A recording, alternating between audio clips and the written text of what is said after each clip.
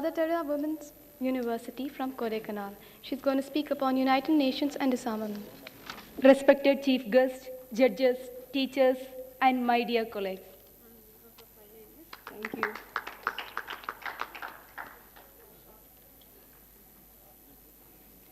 I wish you all a very good afternoon, and I sincerely thank you for giving me the opportunity to present myself on this very special occasion, the Golden Jubilee of the United Nations.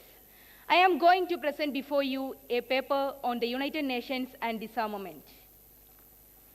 The United Nations Charter is emphatic in denouncing the scourge of war, and it lists the maintenance of international peace and security as the first of the UN's basic purposes.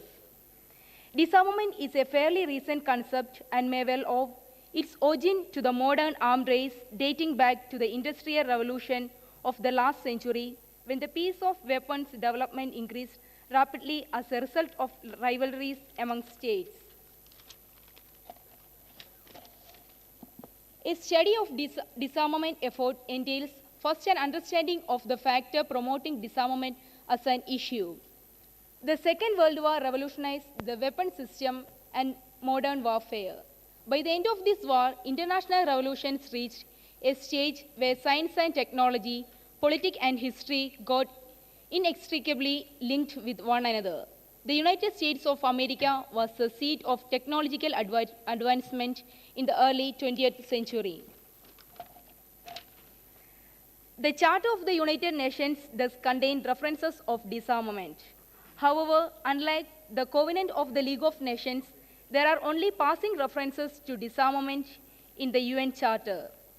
The UN Charter attaches primarily importance to collective security, and principles governing disarmament and the regulation of armaments were included among the general principles relating to the cooperation in the maintenance of international peace and security.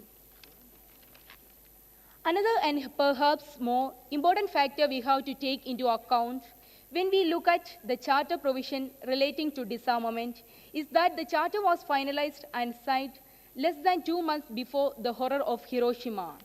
Let us also not forget that this resolution was the outcome initially of the meeting of heads of the governments of Canada, the United Kingdom, and the United States, and was adopted unanimously by then 51 members of the United Nations.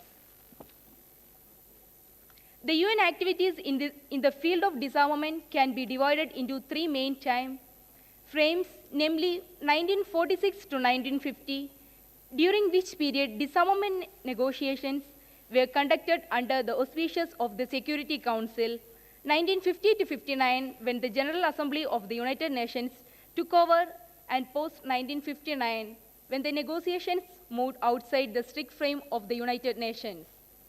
The very first resolution of the General Assembly, adopted on 24 January 1946, established a UN Commission on Atomic General and enunciated certain principles of implementation, such as that atomic energy should be used only for peaceful purposes, that atomic weapons and other weapons of mass destruction should be eliminated, and that there should be effective international inspection to ensure compliance. After the 2 separate commissions were dissolved, a new start was made in January 1952, when a single UN Disarmament Commission was formed under the Security Council. Treaties regarding disarmament are Partial Trust Ban Treaty in 1963, Treaty of Tlatelolco in 1967, Non-Proliferation Treaty in 1968. In 1946, Gandhi had said, "I regard the deployment of the atom bomb for annihilation of men, women, and children as the most diabolical use of science." In today's world, the general atmosphere of war, which once existed because of power block, no longer exists. The bloc have crumbled, whether West or East, or communist and non-communist, capitalist and socialist. An environment of peace is at hand. The UN major success in peacekeeping lies in the role it played in West Asia, resulting in the liberation of tiny nation of Kuwait from the brazen aggression by the Iraqi forces of Saddam Hussein. The US administration of President George Bush no doubt played a key role, but the counter-invasion was launched with the help of a coalition of nations under the UN flag. I should like to conclude by quoting the Secretary General of the United Nations, who in his report to the current section of the United Nations General Assembly says, "Let us above all, on his occasion, look at the United Nations as its founders looked at it as the practical hope for the future and not merely as the unhappy bearer of the burdens of the past. We must be realistic about our difficulties and the dangers that we face, but let us also resolve to find the ways by which together we can surmount them." Thank you. Thank you very much. Thank you, Ms. Sujamal. Now I'm introducing to Mr. S. Rajkumar. He belongs to Faculty Member Tamil Department, Balalok Matriculation High Secondary School. He's going to speak upon United Nations and Security Council. அவையோருக்கு என் வணக்கம். இங்கு நான் மூன்று கருத்துக்களை மட்டும் குறிப்பிட விரும்புகின்றேன்.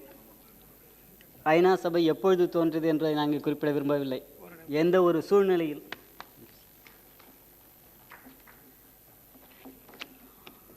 ஒரு சூழ்நிலையில் இந்த ஐநா சபை ஆரம்பிக்கப்பட்டது, அதனுடைய பணிகள் இந்த 50 ஆண்டுகளாக என்ன செய்து கொண்டிருந்தது, 20ஆம் நூற்றாண்டின் முடிவிலே எந்த சோதனைகளை எல்லாம் எதிர்நோக்கி கொண்டிருக்கின்றது, அதை எவ்வாறு தீர்க்க வேண்டும் என்பதை பற்றி தான் இங்கு எனக்கு தெரிந்த சில கருத்துக்களை மட்டும் எடுத்து வந்திருக்கின்றேன். ஐநா சபையின் 50வது ஆண்டு விழாவை இங்கு கருத்தரங்காக நடத்தி வரும் சென்னை கல்வி அறக்கட்டளைக்கு எனது முதல் வணக்கத்தை தெரிவித்துக் கொள்கின்றேன். இந்த நல்ல நேரத்தில் ஐநா சபையின் ஒரு அங்கமாக திகழும் பாதுகாப்பு அவை பற்றி நாம் அறிய வேண்டியது மிக மிக அவசியமாகும். அதன் பொருட்டு ஐநா சபையும் பாதுகாப்பு அவையும் என்னும் தலைப்பில் யான் கண்ட கருத்துக்களை இங்கே சமர்ப்பிக்கின்றேன். கடலில் தத்தளிப்போருக்கு உயிர் பிழைக்க மரக்கட்டை கிடைத்தாற் போல, திக்கற்றவர்களுக்கு தெய்வமே துணை நின்றாற் போல, 2ஆம் உலகப் போர் உலகம் முழுவதும் நடைபெற்று மக்களுக்கு துயரை தந்த அந்த துயரமான நேரத்தில் உலகின் ஒவ்வொரு குடும்பமும் போரின் தொல்லைகளை அறிந்தது. பாலைவனங்கள், நகரங்கள், காடுகள், இப்படி அனைத்து இடங்களிலும் 2ஆம் உலகப் போர் நடைபெற்றது. கட்டிடங்களும் பாலங்களும் துறைமுகங்களும் சேதப்படுத்தப்பட்டன. உலகம் முழுவதும் போரில் ஈடுபட்டதால் ஒவ்வொரு நாடும் பொருளாதாரத்தை கட்டுப்படுத்த வேண்டியிருந்தது. உணவுகள் அளவோடு விநியோகிக்கப்பட்டன. உலகம் முழுவதும் இருட்டடைப்பு செய்யப்பட்டது. போர் விதிகளையும் மீறி குண்டுகள் வீசப்பட்டன. பல லட்சம் மக்கள் கண்ணிழந்து, கையிழந்து, உடல் ஊனமுற்று உயிருக்கு போராடினர். உலகமே அச்சத்தோடு இருந்தது. அச்சத்தை அழித்து, ஆக்கிரமிப்பை ஒழித்து, வன்மையை கண்டித்து, கொள்கை அடிப்படையிலும் செயலின் முன்னேற்றத்திலும் வேறுபட்டிருந்த வல்லரசு நாடுகள் அமைதியை ஏற்படுத்த அந்த நேரத்தில் மட்டுமே விரும்பின.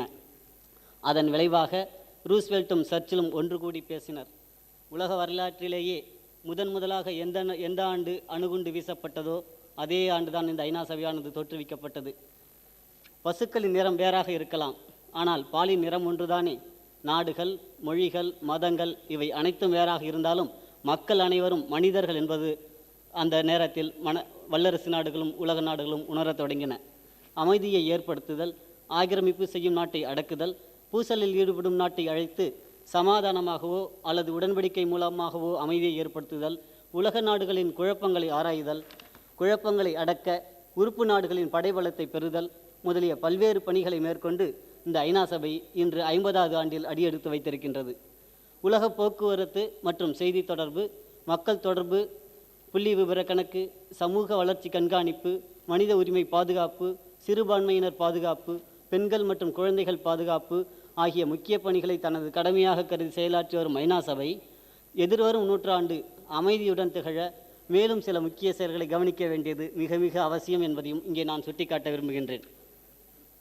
இயற்கையின் பாதுகாப்பு. 2 பங்கு நீர்ப்பரப்பையும் 1 பங்கு நிலப்பரப்பையும் கொண்டிருக்கின்ற உலகில் நீர் பற்றாக்குறை ஏற்படுவதை உணர வேண்டும். மரங்களின் குறைவு, இயற்கையின் அழிவு ஆகியவை நீர்வளம், மழை வளம் குறையவும் வழி செய்கின்றது. இயற்கை சீற்றம் கொண்டால் அதை காப்பது அவ்வளவு எளிதல்ல. பற்றி எரியும் நெருப்பை அணைத்து விடலாம், ஆனால் ஓடி வரும் வெள்ளத்தையும் மண்ணெரிப்பையும் தடுத்தல் மனிதனால் இயலாது. அது இயற்கை தந்த மரங்களினால் மட்டுமே இயலும்.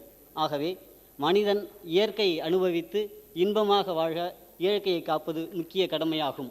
ஐநா பாதுகாப்பு அவை உலகம் முழுவதும் இதை உற்று நோக்க வேண்டியது அவசியம் என்பதை இங்கே சுட்டிக்காட்ட விரும்புகின்றேன். ஹிட்லர் சிறையில் இருந்தபொழுது எனது போராட்டம் என்னும் நூலை எழுதினார். அதில் ஆரியர்களே, உலகை ஆளும் தகுதியுடையவர்கள் என்றும், ஜெர்மானியர்கள் உலகின் பிற இடங்களில் தங்கி வாழ்கின்றனர் என்றும், அவர்களுக்கு கட்டுப்பட்டு பிற இனத்தவர் வாழ வேண்டியது அவசியம் என்றும் ஜெர்மானிய மக்களின் இனவெறியை தூண்டினார். அதே வகையில் இன்று இந்தியாவின் ஒரு பகுதியான காஷ்மீரில் பாகிஸ்தான் வன்முறையை தூண்டி வருகிறது. மேலும் காஷ்மீர் பிரச்சனையை சர்வதேச பிரச்சனையாக்க பாகிஸ்தான் முயல்கிறது. சர்வதேச சட்டப்படி காஷ்மீர் இந்தியாவின் ஒரு பிரிக்க முடியாத பகுதி என்பது அனைவரும் அறிந்த ஒரு உண்மையாகும். இரு நாடுகளுக்கு இடையேயான ஒரு பிரச்சனையை நடுநிலை நாடுகள் மாநாட்டில் எழுப்பக்கூடாது என்ற ஒரு மரபு உள்ளது. இதையும் மீறி பாகிஸ்தான் பிரதமர் செயல்படுவதையும் ஐநா பாதுகாப்பு அவை கவனித்து இப்பிரச்சனைக்கு விரைவில் ஒரு முடிவு காண வேண்டும் என்று இந்த நேரத்தில் கூறிக்கொள்ள விரும்புகின்றேன். அடுத்து, உலக வரலாற்றிலேயே எய்ட்ஸ் என்னும் நோயைப் போல் வேறெந்த நோயும் மனித குலத்தினை இந்த அளவு உலுக்கி நூற்றுக்கணக்கான அரசுகளையும் ஆயிரக்கணக்கான விஞ்ஞானிகளையும் போராட்டத்தில் ஈடுபட வைத்ததில்லை. இந்த எய்ட்ஸ் இத்தனை நூற்றாண்டுகள் எங்கே இருந்தன, இப்போது எப்படி திடீரென்று பயங்கரமாக முளைத்தது என்பது புதிராக உள்ளது. இருந்தாலும் இதை நாம் ஆராய்ந்து பார்த்தால் சுமார் 30 ஆண்டுகளுக்கு முன் ஆப்பிரிக்கா கண்டத்தில் மனித குரங்குகளுக்கிடையே தோன்றிய இவ்வியாதி பின்னர் மனிதருக்கும் பரவியிருக்கக்கூடும் என்று யூகிக்கப்படுகிறது. அணுகுண்டு சகாப்தத்திற்கும் இந்த நோய்க்கும் தொடர்பு இருக்கலாம் என்றும் விஞ்ஞானிகளுக்கிடையே ஒரு கருத்து தோன்றியுள்ளது. இந்த தீங்கற்ற வைரஸ் கிருமி அணுகுண்டு வெடிப்பின் காரணமாக ஏற்பட்ட கதிர்வீச்சினால் அமைப்பு மாறி எய்ட்ஸ் வைரஸ் என்னும் பெரும் நோயை ஏற்படுத்தி இருக்கலாம் என்று இன்றைய விஞ்ஞானிகள் சமீபத்தில் வெளியிட்டிருக்கக்கூடியது நாம் ஆராய வேண்டிய ஒரு செய்தியாகும். ஆகவே இது போன்ற பல்வேறு பிரச்சனைகளை ஐநா சபை எதிர்நோக்கி இருக்கின்ற இந்த நேரத்தில் தனது மேலும் கடமைகளை எல்லாம் உணர்ந்து நாட்டிற்கு பெரும் அமைதியையும் மனித நேயத்தையும் மனித குலத்தையும் காக்க வேண்டும் என்று நான் வேண்டிக் கொண்டு இந்த சபைக்கு எனது வணக்கத்தை தெரிவித்து விடைபெறுகின்றேன்.